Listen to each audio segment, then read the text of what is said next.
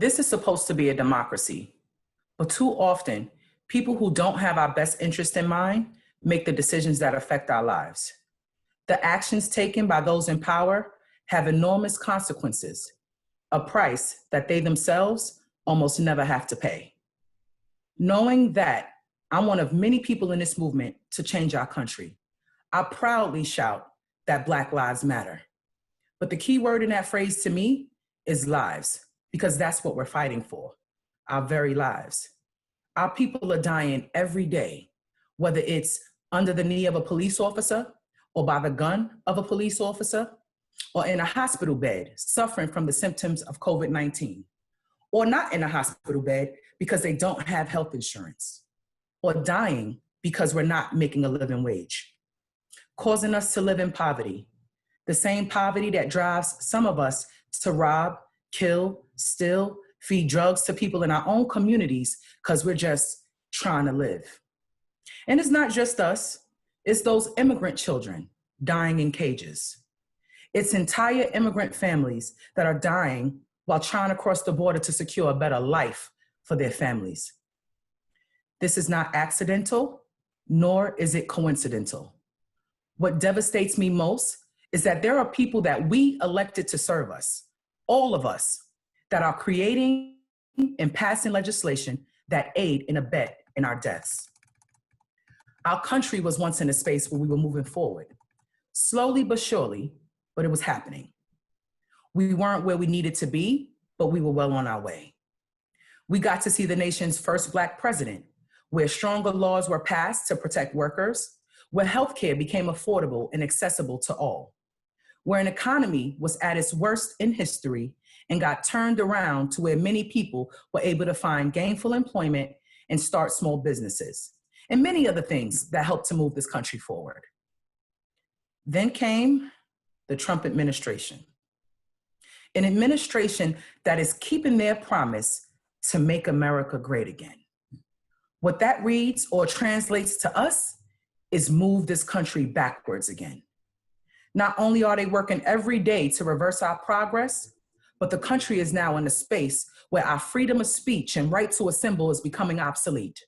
We've seen this recently when Trump decided to send federal agents to inner cities to beat, attack, tear gas, and other forms of aggression to our comrades in the Matter movement. Here we are, fighting for justice and equality, and they're treating us like a threat to the nation. That says a lot about the state of our nation. As I see it, it's no different from when the Panthers were attacked and dismantled by the FBI and considered one of the biggest internal threats to the country. They killed us then, and the dying continues.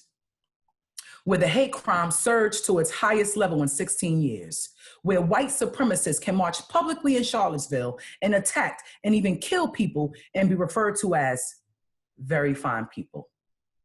Where the leader of our nation, the free world, is so negligent and incompetent that he allowed COVID-19 to spread out of control, again, leaving us vulnerable and dying. While I'm devastated by all of this, I'm also proud to be from my bloodline ancestors who chose life. They chose to live. They fought for the right to vote. From a people who weren't taught to read and denied a fair education, they understood in a smart way the power of voting. They understood that voting decided if they were to live or to die. They chose to live, even if they had died trying. See, the 15th Amendment gave us the right to vote, but because of racism, white supremacy, and folks wanting to remain in complete and total power, we were denied that right, risking a lot, including death trying to exercise it. They were beaten, given ridiculous competency tests, sometimes were made to pay a tax, some would lose their job or suffered some sort of retaliation if they did to exercise their right to vote. Our brave and strong ancestors in recent history, 55 years ago to be exact, fought back, and we celebrate them on today. They went on to get legislation passed that allowed them to safely cast their vote. They put people in office who they believe had their best interest in mind.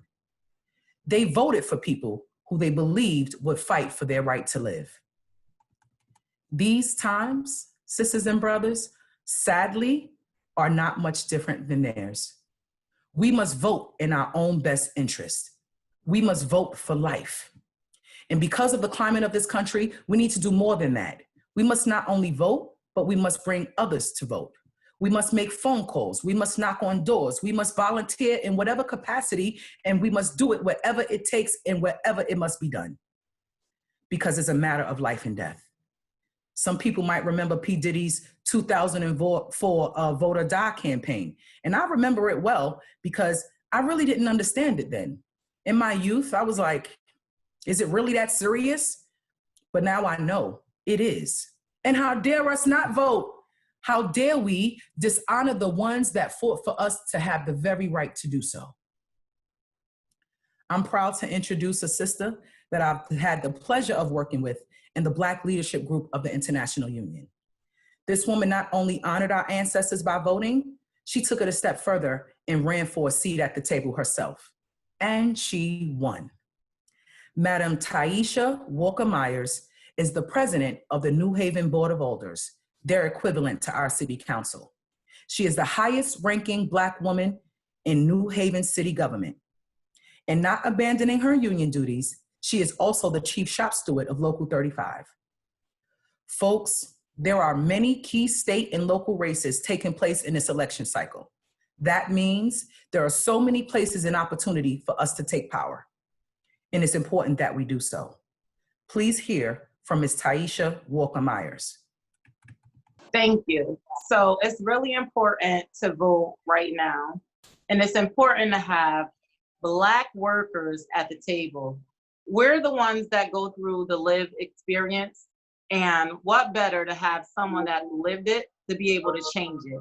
So we need to make sure that we get out and we vote and we encourage more women to take control and vote and then run for office, because you need to be in a position to help balance power. And that's what we're trying to accomplish. If you notice what's going on nationally right now, it is about shifting over power and getting equity for everyone.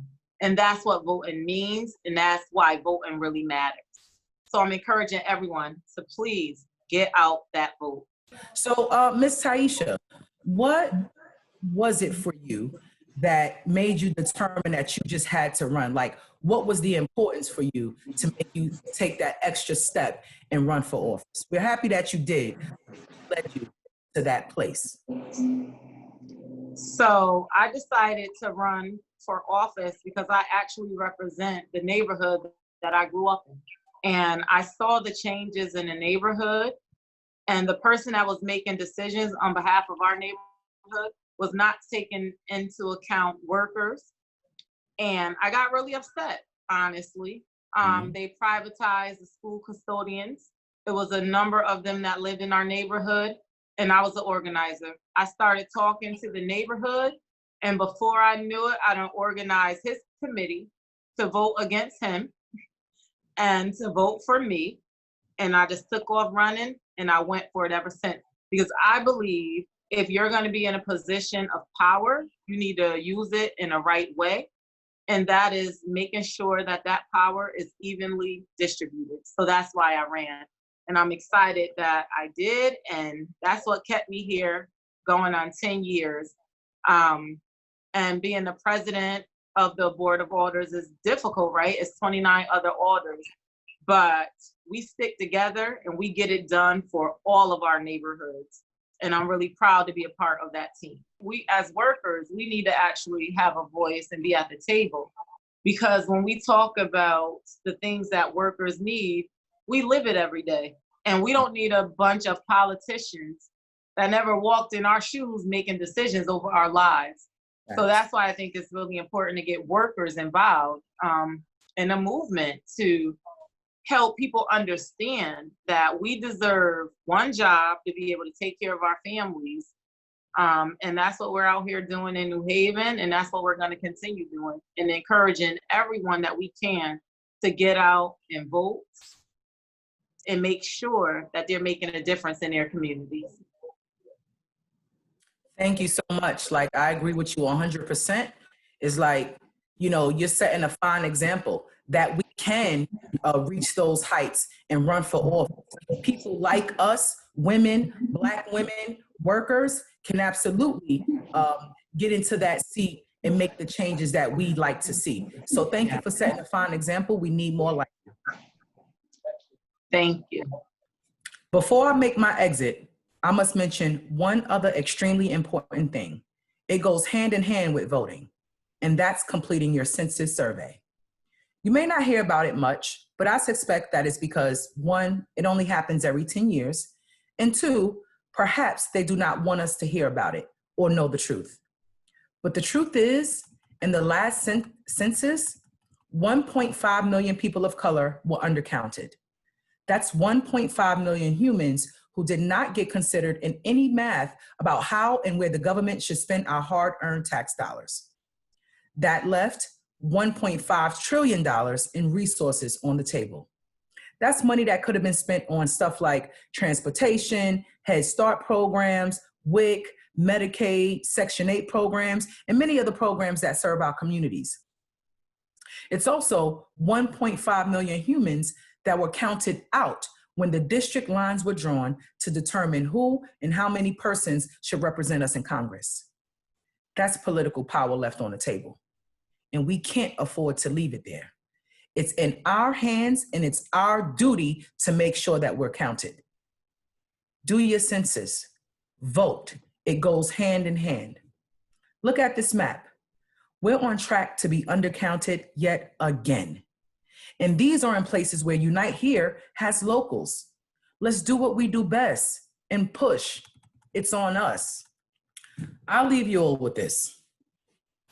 We hold these truths to be self-evident, that all men are created equal, that they are endowed by their Creator with certain unalienable rights, that among these are life, liberty, and the pursuit of happiness. And I too am America. My name is Alberta Palmer. I'm a member of the Black Leadership Steering Committee of the International Union. I'm also a lead organizer at Unite Here Local 7 in Baltimore. And I approve this message.